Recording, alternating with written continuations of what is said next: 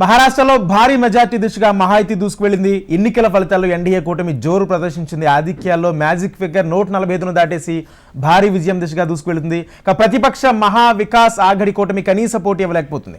మహారాష్ట్రలో మొత్తం 288 శాసనసభ స్థానాలు ఉండగా ప్రభుత్వాన్ని ఏర్పాటు చేసేందుకు 145 ఎమ్మెల్యేల అవసరం. అయితే ఈసారి బీజేపీ ధమాకా విక్టరీ కొట్టింది. ఎన్నడూ చూడని విజయాన్ని తన ఖాతాలో వేసుకుంది. బీజేపీ 83% స్ట్రైక్ రేట్ను కైవసం చేసుకుంది. శివసేన షిండే వర్గం 65%, ఎన్సీపీ అజిత్ పవార్ వర్గానికి 63% స్ట్రైక్ రేట్ను గెయిన్ చేసుకున్నారు. మహారాష్ట్రలో సొంతంగా బీజేపీ 122 స్థానాల్లో ముందంజలో ఉండగా ఏక్నాథ్ షిండే వర్గం 57 స్థానాలు, అజిత్ పవార్ ఎన్సీపీ 37 స్థానాల్లో ముందంజలో కొనసాగుతున్నారు. అయితే సీఎం పదవి ఎవరిని వరుస్తుందని ఇప్పుడు మహారాష్ట్రలో హాట్ టాపిక్గా మారింది. సీఎం సీటు కోసం బీజేపీకి అంటూ ప్రచారం జరుగుతుంది. మరోవైపు ఫడ్నవీస్ సీఎం అంటూ కార్యకర్తలు నినాదాలు చేయడం ఇంట్రెస్టింగ్గా మారింది. సీఎం సీట్ను త్యాగం చేసేది లేదని షిండే వర్గం చెబుతుండగా మాకేం తక్కువ అంటూ అజిత్ పవార్ టీం కూడా సీఎం సీటుపై కన్నేసింది. కాగా ఈ నెల 26న మహారాష్ట్ర కొత్త సీఎం ప్రమాణ స్వీకారం కార్యక్రమం జరగనుంది. ఎల్లుండి బీజేపీ శాసనసభాపక్ష సమావేశం నిర్వహించనున్నారు. అదే రోజున బీజేపీ ఎల్పీ నేత ఎన్నిక ఉండనుంది.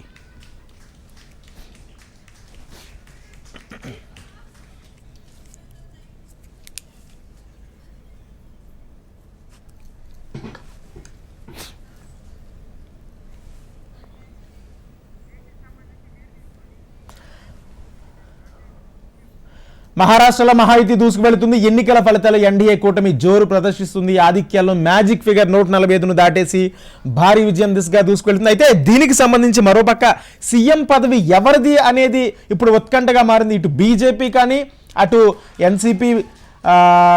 ఎన్సీపీ కానీ మిగిలిన వర్గాలు కూడా మాకే సీఎం అంటున్న నేపథ్యంలో ఏక్నాథ్ షిండే వర్గం కూడా సీఎం పదవి మమ్మల్నే వరించబోతుందంటూ వాళ్ళ సంబరాలు చేసుకుంటున్న పరిస్థితులు కనిపిస్తున్నాయి. అయితే ప్రస్తుతం ఎన్నికల ఫలితాల అనంతరం సీఎం పదవికి సంబంధించి కూడా తీవ్ర ఉత్కంఠ నెలకొంది.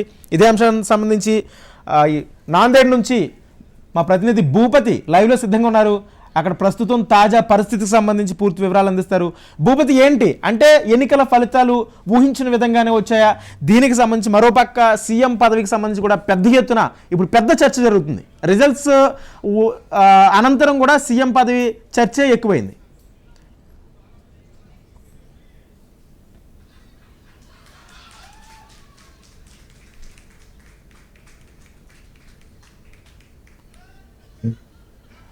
భూపతి మ్యూట్లో ఉంది, మీ ఆడియో మ్యూట్లో ఉంది.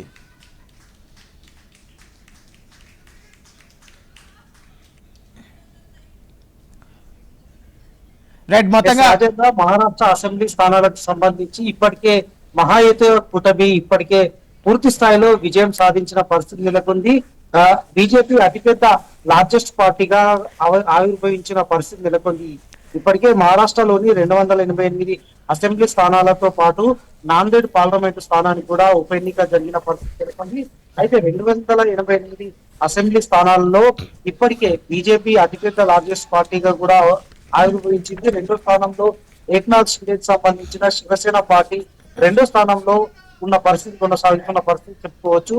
అయితే ఈసారి మాత్రం సీఎం ఎవరనేది నెలకొంది. ముగ్గురి మధ్య పోటీ నెలకొందని చెప్పుకోవచ్చు. ముఖ్యంగా ఏక్నాథ్ షిండేతో పాటు దేవేంద్ర ఫడ్నవీస్ ముఖ్యమంత్రి పదవిని ఆశిస్తున్న పరిస్థితి నెలకొంది. ఈసారి అతిపెద్ద లార్జెస్ట్ పార్టీగా ఆవిర్భవించిన బీజేపీకి చెందిన దేవేంద్ర ఫడ్నవీస్ ను ముఖ్యమంత్రిగా చేయాలని బీజేపీ శ్రేణులు అదేవిధంగా బీజేపీ పార్టీ ఇప్పటికే నిర్ణయం తీసుకున్న పరిస్థితి నెలకొంది.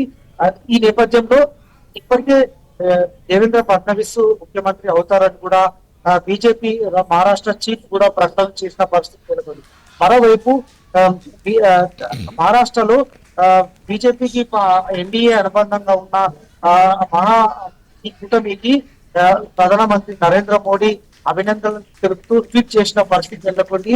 అయితే పార్టీ విజయం సాధించడం అదేవిధంగా మహారాష్ట్రలో అభివృద్ధి సంక్షేమ దిశ కోసం తాము కృషి చేస్తామని కూడా నరేంద్ర మోడీ ట్వీట్ లో పేర్కొన్న పరిస్థితి నెలకొంది. ఈ నేపథ్యంలో మహారాష్ట్రలో జరిగిన ఎన్నికల్లో 288 స్థానాలకు సంబంధించి చూసుకున్నట్లయితే అతిపెద్ద లార్జెస్ట్ పార్టీగా బీజేపీ పార్టీ ఆవిర్భవించిన పరిస్థితి నెలకొంది. మొత్తం 120 స్థానాలకు పైగా బీజేపీ పార్టీ విజయం సాధించిన పరిస్థితి నెలకొంది.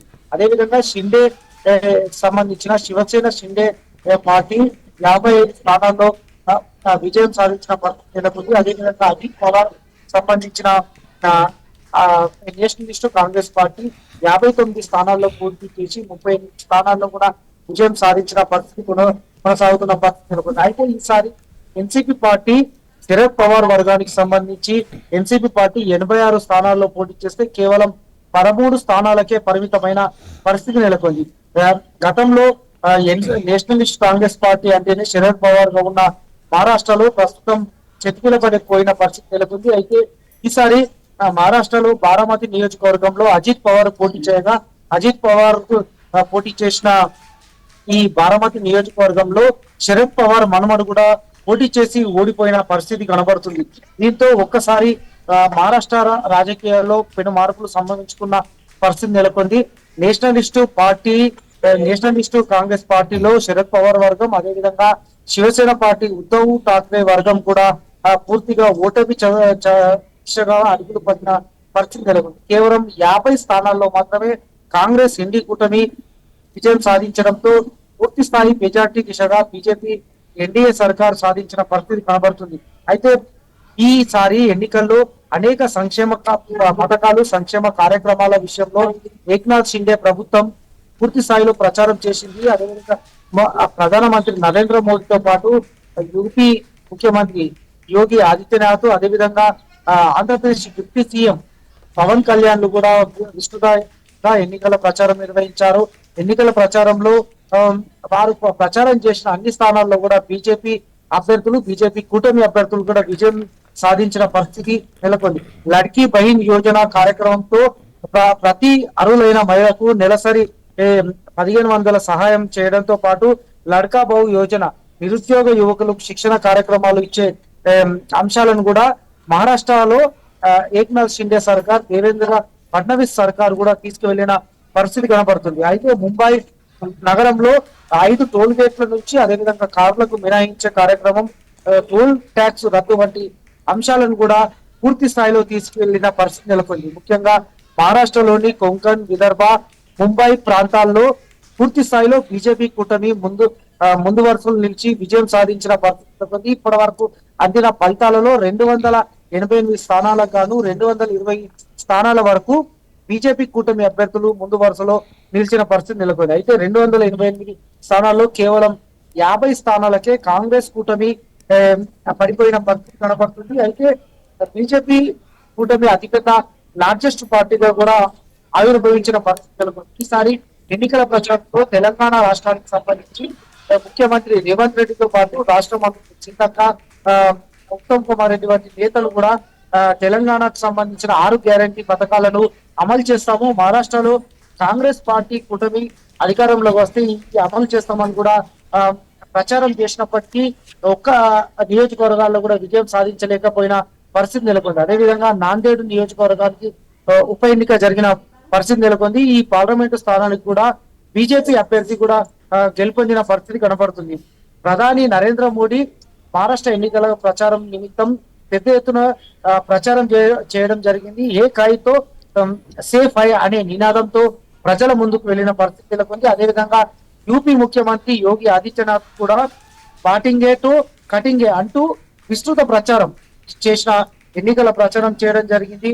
బహైన్ యోజన స్కీమ్, లడ్కా బావు యోజన స్కీమ్ వంటి పథకాలతో ఏక్నాథ్ షిండే సర్కార్ కూడా ప్రజల్లోకి వెళ్లి విస్తృత ఎన్నికల ప్రచారం నిర్వహించింది. అయితే ప్రస్తుతం పూర్తి స్థాయి మెజార్టీ సాధించిన బీజేపీ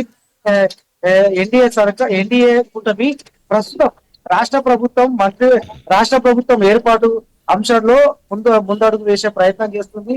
కొద్దిసేపటి క్రితమే ప్రధానమంత్రి నరేంద్ర మోడీ ఏక్నాథ్ షిండే ప్రభుత్వం సాధించిన విజయం పట్ల హర్షం వ్యక్తం చేస్తూ ధన్యవాదాలు తెలిపిన పరిస్థితి నెలకొంది. అయితే రాబోయే 2 రోజుల్లో బీజేపీకి సంబంధించిన ఎల్పీ సమావేశాన్ని ఏర్పాటు చేయబోతున్నారు. ఈ ఎల్పీ సమావేశంలో ఎల్పీ నేతను కూడా ఎన్నుకోబోతున్నారు.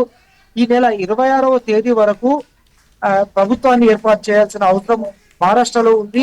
మహారాష్ట్రకు సంబంధించి 25వ తేదీలోగా అసెంబ్లీ రద్దు అయ్యే పరిస్థితి నెలకొంది. అయితే 2 రోజుల వ్యవధిలోనే మహారాష్ట్రకు సంబంధించిన ముఖ్యమంత్రి అదేవిధంగా మంత్రివర్గ ఏర్పాటు అంశాలను ప్రభుత్వం ఏర్పాటుకు సంబంధించిన అంశాలను కూడా రేపు ఎల్లుండి సమావేశాలు నిర్వహించే పరిస్థితి నెలకొంది. మహాయుతి కూటమిలో Right. ముఖ్యంగా బీజేపీ, అదేవిధంగా నేషనలిస్టు కాంగ్రెస్ అజిత్ పవార్ వర్గం, మరోవైపు శివసేన ఏక్నాథ్ షిండే వర్గాలకు సంబంధించిన సమావేశాలు రేపు ఎల్లుండి 2 రోజుల పాటు నిర్వహించే అవకాశాలు కూడా కనపడుతున్నాయి.